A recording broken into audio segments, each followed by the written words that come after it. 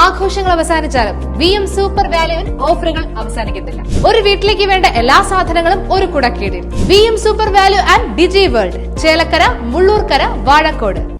Chelakkara bus സ്റ്റാൻഡിൽ വെച്ച് ഭാരത് റൈസിന്റെ വിതരണം നടന്നു. BJP ചേലക്കര മണ്ഡലം പ്രസിഡന്റ് PS കണ്ണൻ വിതരണോദ്ഘാടനം നിർവഹിച്ചു.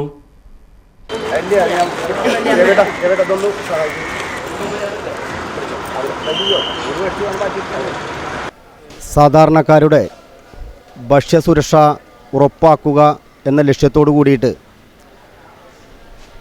ആരാധനായിട്ടുള്ള പ്രധാനമന്ത്രി നരേന്ദ്രമോദിജിയുടെ പദ്ധതി ചേലക്കര മണ്ഡലത്തിലെ ചേലക്കര പഞ്ചായത്തിൽ ഇപ്പോൾ വിതരണം ചെയ്തുകൊണ്ടിരിക്കുകയാണ്.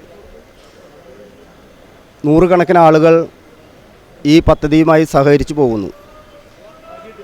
നിലവിൽ നമുക്കറിയാം, ഭക്ഷ്യധാന്യങ്ങൾക്ക് കേരളത്തിലെ വിലകൾ, അതിനൊരു കൈത്താങ്ങ് എന്നുള്ള രീതിയിലാണ് കേന്ദ്ര ഗവൺമെൻറ് ഇങ്ങനൊരു പദ്ധതി നടപ്പിലാക്കിയിട്ടുള്ളത്. ഇനിയും ചേലക്കരയിൽ ഇതേപോലെ ലോഡുകൾ വരും. ഇന്നിപ്പോൾ ചേലക്കര പഞ്ചായത്തിലും അതുപോലെ തന്നെ തിരുവില്ലാമല പഞ്ചായത്തിലും ഈ ഭാരത് റൈസ് വിതരണം ചെയ്തുകൊണ്ടിരിക്കുന്നുണ്ട്. എളനാട്, അതുപോലെ തന്നെ പ്ലാക്കോട്, അതുപോലെ കൊണ്ടാഴിയിൽ ഈ റൈസിൻ്റെ വിതരണം നടക്കും.